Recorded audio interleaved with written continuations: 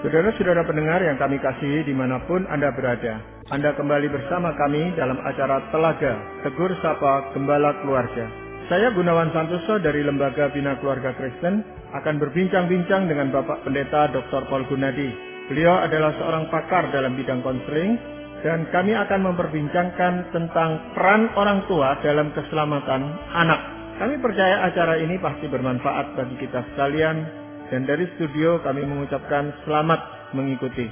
Pak Paul, kalau Tuhan mempercayakan kepada kita, anak bahkan anak-anak di dalam keluarga kita, tentu ada tanggung jawab yang besar di dalam diri orang tua untuk membimbing anak-anaknya supaya mengenal secara pribadi Tuhan Yesus dan menerima Tuhan Yesus sebagai juru selamat pribadinya. Namun ini kan bukan sesuatu yang mudah. Kita melihat faktanya bahwa ada banyak orang-orang keluarga Kristen yang baik-baik, tetapi anaknya juga akhirnya menjauh dari Tuhan, Pak Paul. Nah, sebenarnya hal-hal apa saja yang kita bisa akan perbincangkan dalam kesempatan ini, Pak Paul? Pertama, saya akan mengutip firman Tuhan di Efesus 6 ayat 4. Firman Tuhan berkata, "Dan kamu bapak-bapak, janganlah bangkitkan amarah di dalam hati anak-anakmu, tetapi didiklah mereka di dalam ajaran dan nasihat Tuhan." Nah, dari firman Tuhan ini, Pak Gunawan, kita dapat melihat bahwa membesarkan anak di dalam Tuhan bukanlah sebuah pilihan, melainkan sebuah perintah. Ya, jadi kita mesti pertama-tama memahami ya dengan jelas ini adalah perintah ya. Jadi bukannya pilihan boleh dilakukan, nggak apa-apa kalau nggak dilakukan juga, ya nggak begitu. Nah, pertanyaannya, kenapa kok Tuhan itu memerintahkan kita sebagai orang tua untuk bertanggung jawab mengajarkan anak-anak kita tentang dirinya? Sebab Tuhan ingin agar kita semua manusia mengenalnya dan mempunyai relasi yang akrab dan sehat dengannya.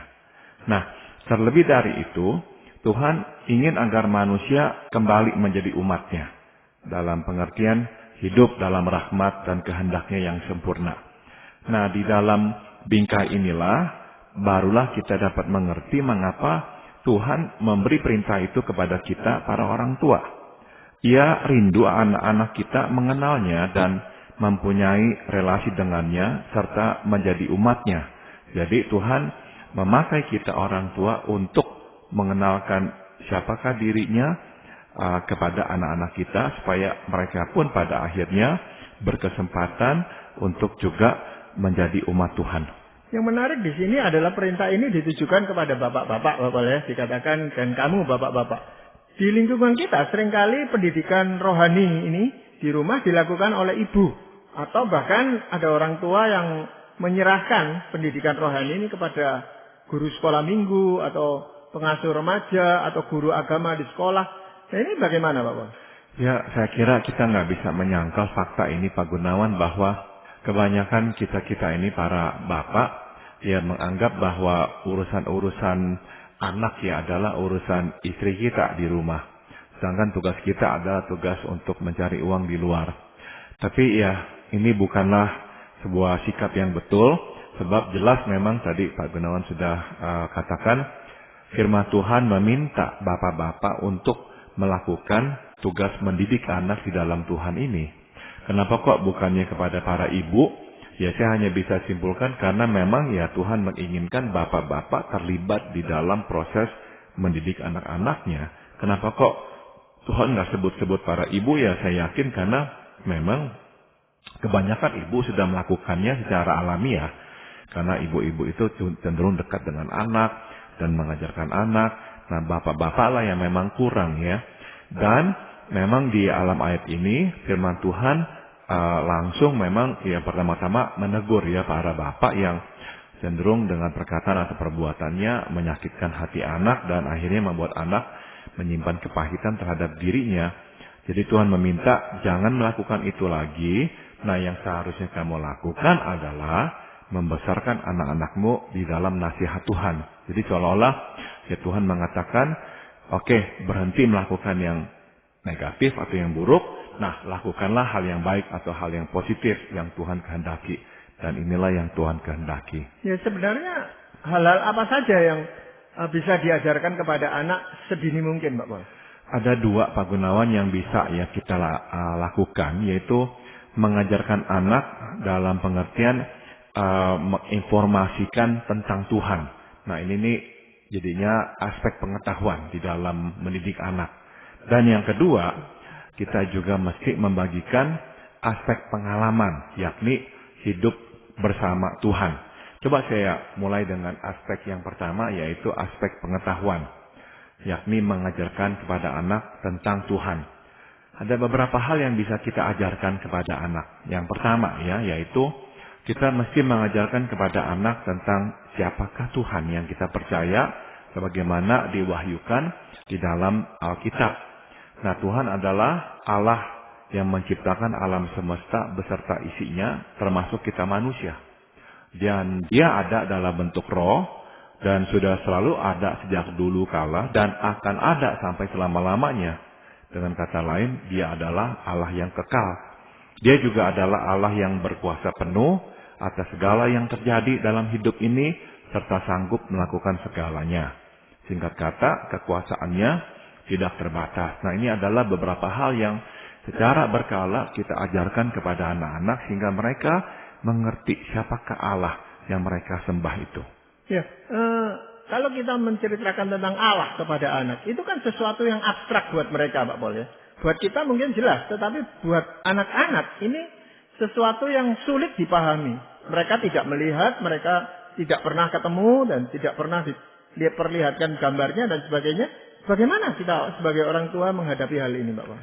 Biasanya memang pada masa anak-anak kecil, kalau saya pribadi menggunakan objek-objek tertentu untuk ya seolah-olah mengingatkan anak akan adanya Allah. Misalnya, waktu anak saya masih kecil sekali, malam-malam kami melihat bulan. Nah, saya sering berkata bahwa itu adalah mata Tuhan untuk memandang dan mengawasi kita. Sebab Tuhan itu melihat dan menjaga kita. Nah, inilah mata Tuhan. Misalkan saya gunakan istilah seperti itu. Nah, sudah tentu waktu anak mulai sedikit lebih besar, mereka mulai bertanya. Anak saya juga pernah bertanya kepada istri saya waktu menerima Tuhan Yesus sebagai juru selamatnya di dalam hatinya.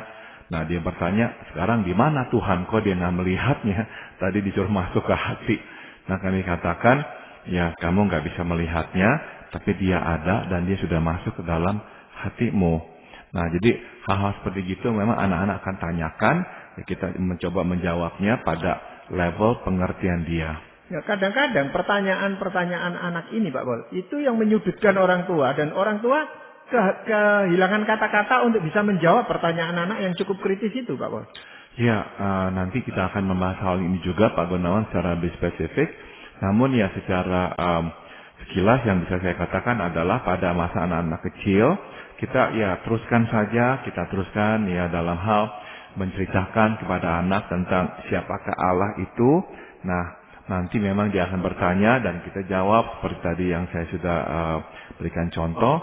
Ya, mudah-mudahan mereka nantinya mengerti bahwa ada Allah meskipun mereka sendiri nggak bisa menjabarkannya secara konkret. Nah, selain kita memperkenalkan Tuhan kepada anak ini sejak mereka masih kecil, hal apa lagi yang perlu kita sampaikan, Pak Paul?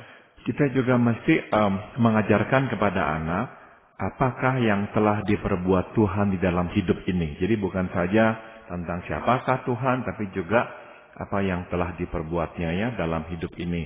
Nah, misalnya kita bisa menceritakan kepada anak, oleh karena Allah adalah pencipta, Dia mempunyai hak penuh untuk menuntut kita manusia hidup sesuai kehendaknya. Tetapi Dia menghendaki kita melakukannya bukan karena keterpaksaan, melainkan karena ketaatan yang lahir dari kasih dan percaya kepadanya. Nah, namun ya kita katakan kepada anak-anak, kita ini manusia menolak. Dari awal hingga hari ini, kita menolak untuk hidup sesuai dengan kehendaknya. Nah, begitu kita menolaknya, pada dasarnya kita tengah memisahkan diri darinya, sumber kehidupan. Nah, hasil begitu terpisah dari kehidupan, kita pun masuk ke dalam kematian. Nah, inilah konsekuensi penolakan kita yang disebut dosa. Nah, jadi kita jelaskan apa itu dosa ya, kita menolak Tuhan. Oleh karena kasih Tuhan, nah Dia tidak ingin kita selamanya terpisah darinya. Itu sebab ia kemudian memutuskan turun ke dunia, hidup sebagai manusia, supaya ia dapat mati buat hukuman dosa, yaitu kematian itu sendiri. Di dalam wujud Yesus Putra Allah, ia menjadi pembela dan juru selamat kita di hadapan Allah Bapa Sang Hakim Agung. Jadi kira-kira gambaran itulah yang kita berikan kepada anak, supaya anak mengerti apa yang Allah telah perbuat di dalam hidup ini secara keseluruhan. Nah, di dalam menyampaikan hal-hal seperti itu, Pak Paul ya, apakah kita harus mengajak anak itu dalam situasi yang formal, artinya anak didudukkan lalu kita di sebelahnya cerita, atau lebih secara tidak formal gitu Pak Paul, dalam jalan-jalan seperti tadi Pak Paul katakan, ketika duduk di luar pasti melihat bulan dan sebagainya, atau bagaimana Pak Paul? Sudah tentu ya ada waktu-waktu kita melakukannya secara lebih formal. Misalnya pada waktu anak-anak masih kecil, kami secara berkala mengadakan mesbah keluarga. Jadi kami kumpulkan anak-anak, kami bernyanyi bersama, kemudian kami membaca firman Tuhan, kemudian saya menjelaskan sesuatu dari firman Tuhan itu. Nah, pada waktu anak-anak mulai besar, nah sudah tentu ini juga harus kita sesuaikan. Jadi lebih banyak melalui percakapan-percakapan. Nah, memang tadi Pak Gunawan sudah singgung betul sekali. Jadi nggak hanya dalam konteks formal seperti itulah kita menceritakan siapa Tuhan, tapi juga dalam konteks-konteks yang lebih informal. Kita lagi berjalan-jalan, kita lagi melihat sesuatu. Saya masih ingat anak saya waktu masih kecil, kami bawa ke taman dan melihat bunga, dan saya sering katakan, ini adalah ciptaan Tuhan, Tuhan yang buat ini, Tuhan yang buat itu. Jadi meskipun dia belum mempunyai konsep siapakah Tuhan, dia sudah ada pengertian bahwa bunga-bunga ini adalah buatan Tuhan. Nah, jadi gunakanlah ya setiap kesempatan yang bisa kita gunakan untuk menceritakan tentang siapakah Tuhan dan juga tentang apakah yang Tuhan telah perbuat dalam hidup ini. Ya, sebenarnya sekarang ini sudah cukup banyak alat peraga yang bisa digunakan oleh orang tua untuk mengajarkan kepada anak atau anak-anak mereka tentang siapa Tuhan dan apa yang telah diperbuat oleh Tuhan di tengah-tengah dunia ini, khususnya di keluarga itu sendiri, Pak Paul. Cuman masalahnya, banyak orang tua yang tidak tahu caranya bagaimana menyampaikan itu. Ya, tadi Pak Paul katakan karena Pak Paul adalah seorang pendeta yang biasa untuk melakukan hal itu. Tetapi untuk orang jemaat awam itu biasanya agak kaku melakukan hal itu, Pak. Memang sekarang ini sudah banyak buku-buku yang bisa digunakan. Jadi misalkan ada yang nggak tahu bagaimana caranya, saya anjurkan ya untuk bertanya ya kepada pendeta di gereja. Saya yakin mereka bisa memberikan rujukan, atau ke toko buku Kristen. Nah, di sana pasti tersedia materi-materi yang bisa digunakan untuk mengajarkan kepada anak tentang Tuhan kita Yesus ini. Ya, ada cara misalnya dengan memberi warna atau menempel atau melipat. Itu semua sebenarnya cara-cara yang bisa kita manfaatkan. Hanya masalahnya kita mau atau enggak, itu aja, Pak. Iya, dan salah satu hal yang penting yang mesti kita perhatikan adalah kita mesti mengulang-ulang nih Pak Gunawan. Sebab begini, sesuatu yang kita ya hanya dengar sekali-sekali itu cenderung memang akhirnya ya lenyap dalam pikiran kita. Maka ya nanti kita akan juga perhatikan dari kitab Ulangan, Tuhan meminta kita memang untuk terus-menerus ya mengajarkannya kepada anak-anak kita. Karena Tuhan tahu bahwa hanya dengan cara pengulanganlah sesuatu itu tuh akhirnya akan terus diingat. Kalau kita nggak ulang-ulang, akhirnya akan lupa. Sebagai contoh, kita ini yang sudah berumur, kita ini kan banyak menghafal dulu sewaktu masih kecil ya, kali-kalian, bagi-bagian. Dan bukankah sampai kita sudah tua pun kita bisa menghitung dengan relatif cepat karena kita pernah menghafalnya. Nah, jadi itu yang Tuhan juga inginkan kita lakukan. Ya, Pak Paul, kalau kita hanya bicara tentang karya Tuhan terhadap alam semesta dan sebagainya, itu kan agak kurang bersinggungan dengan kehidupan kita, Pak Paul. Nah, bagaimana caranya supaya Tuhan itu memang menjadi sesuatu yang nyata di dalam hidup ini gitu? Ada beberapa hal yang bisa saya usulkan ya. Jadi kita ini ya membicarakan lebih spesifik lagi tentang apa yang telah Tuhan perbuat di dalam hidup kita. Misalnya kita berkata bahwa secara pribadi Tuhan telah menyelamatkan kita dari hukuman dosa. Nah, kita bukan saja bercerita secara umum, tapi kita bisa berbicara secara lebih pribadi. Kita bisa berkata bahwa saya, Papa, juga adalah orang berdosa. Karena saya, Papa, ya pernah melanggar kehendak Tuhan atau perintah Tuhan. Saya, Papa, juga pernah melakukan hal-hal yang mengecewakan Tuhan. Nah, itu adalah hal yang telah kita perbuat dan Tuhan menyelamatkan kita dari hukuman dosa itu. Nah, kemudian kita juga bisa bercerita bahwa Tuhan terus membentuk kita supaya kita dapat melakukan kehendak-Nya. Makin taat dan makin melakukan kehendak Tuhan, makin kita mengembangkan karakter seperti yang dimiliki Allah sendiri. Nah, kita bisa berikan contoh bahwa saya, Papa, mempunyai kelemahan dalam hal ini, dalam hal itu. Nah, Tuhan terus membentuk Papa sehingga Papa belajar untuk lebih seperti Tuhan, lebih memaafkan atau lebih misalnya mengampuni, mengasihi dan sebagainya. Yang ketiga, yang misalnya kita bisa katakan kepada anak adalah bahwa Tuhan memberi kita pertolongan dalam melewati jalan kehidupan. Ya, kita akan tahu bahwa dunia tercemar oleh dosa, maka banyak masalah timbul dan tidak selalu kita sanggup menghadapinya. Namun ya, kita katakan kepada anak, Tuhan selalu bersama kita untuk menguatkan dan menyelesaikan persoalan yang dihadapi. Kita bisa berikan contoh, waktu misalnya Papa masih muda, Papa menghadapi masalah ini nih, Papa akhirnya berseru minta Tuhan menolong dan Tuhan membukakan jalan seperti ini. Jadi ya, kita bagikan kepada anak apa yang telah Tuhan lakukan untuk menolong kita.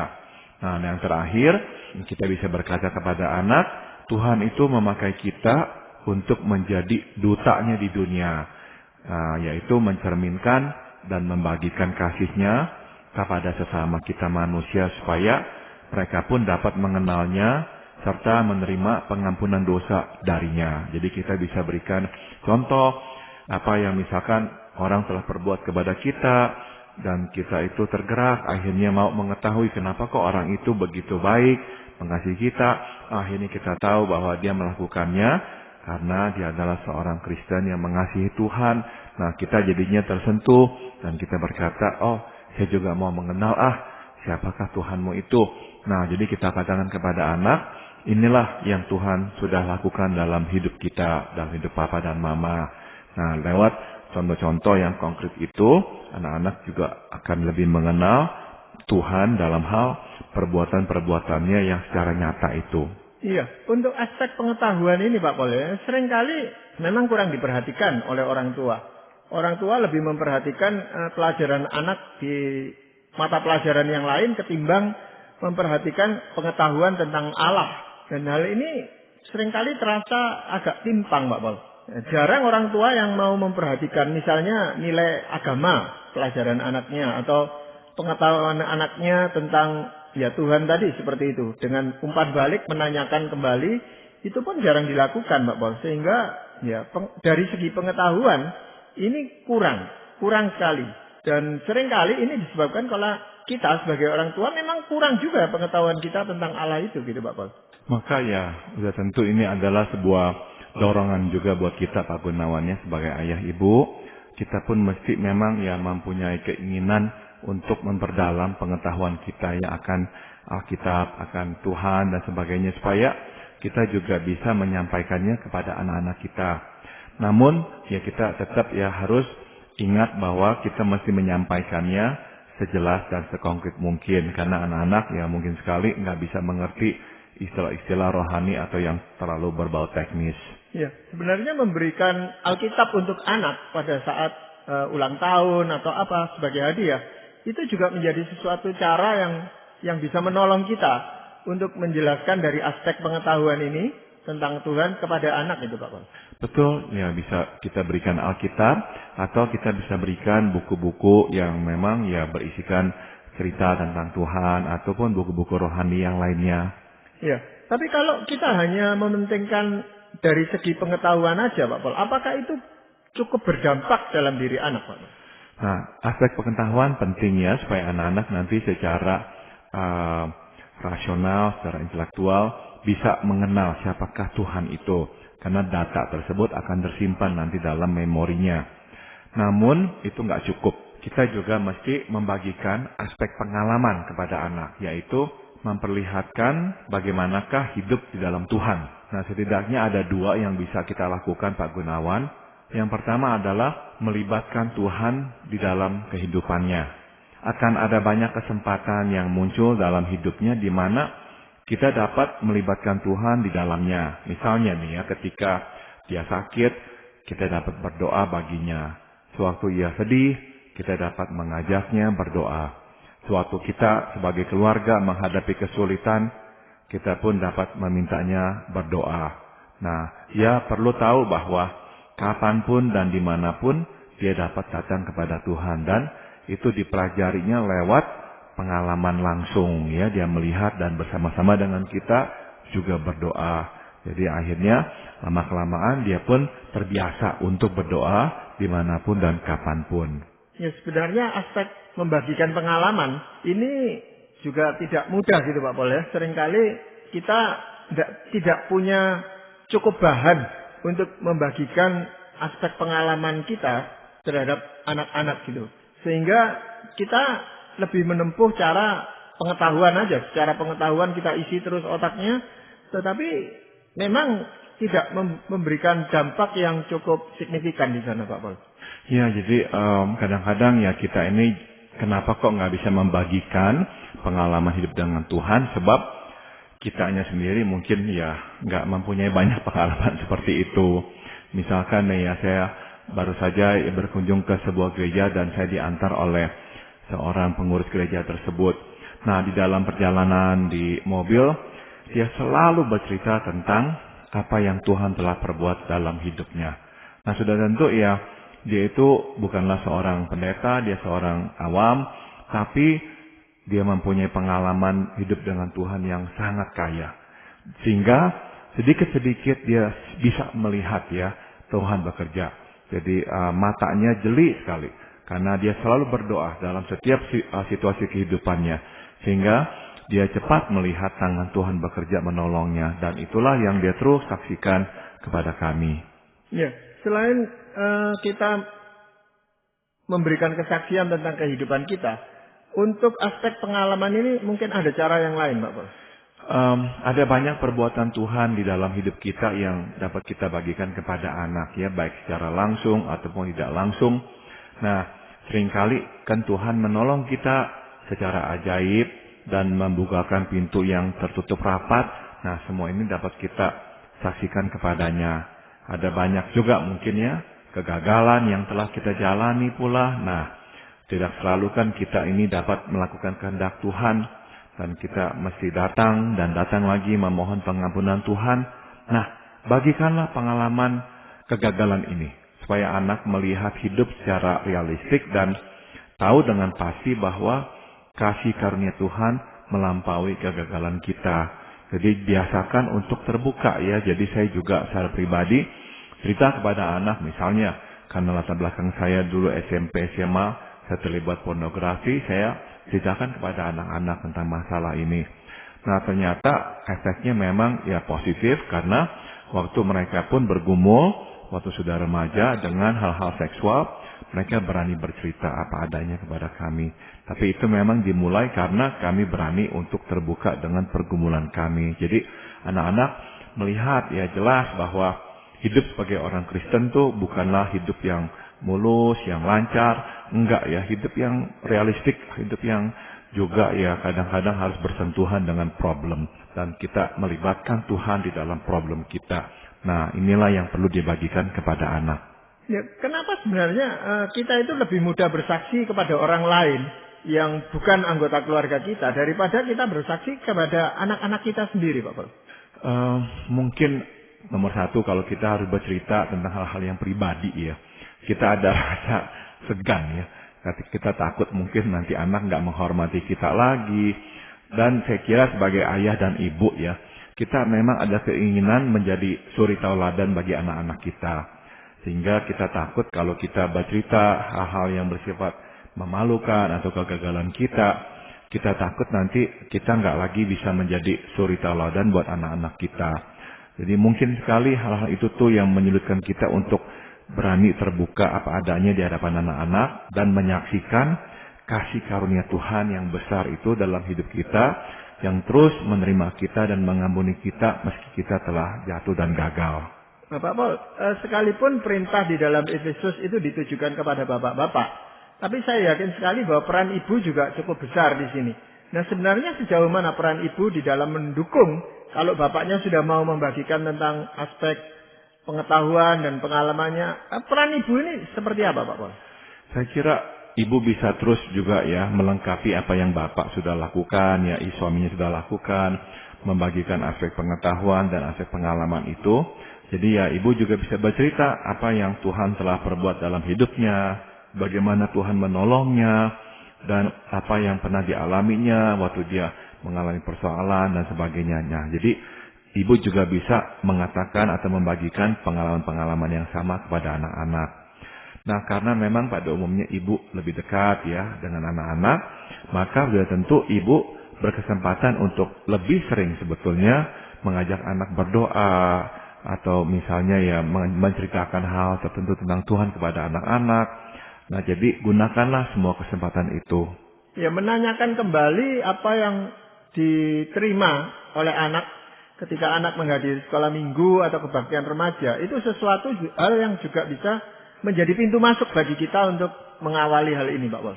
Ya, ini adalah ide yang baik sekali, Pak Gunawan. Jadi setelah anak pulang, kita bisa tanya, tadi apa tuh yang kamu dengar, apa pesan firman Tuhan yang telah kamu terima. Ya, kita bisa menanyakannya meskipun kita nggak harus menanyakannya setiap kali anak pergi ke gereja ya. Jadi dia nggak merasa kita itu seolah-olah mau mengecek apakah dia tadi mendengarkan khotbah apa tidak. Tapi ya secara berkala, saya kira baik sekali kalau kita menanyakan hal itu. Itu salah satu cara aja. Pak Paul, ini rupanya ada banyak hal lagi yang masih kita perlu bicarakan tentang peran orang tua dan dalam keselamatan anak ini. Banyaknya kendala-kendala yang harus dihadapi.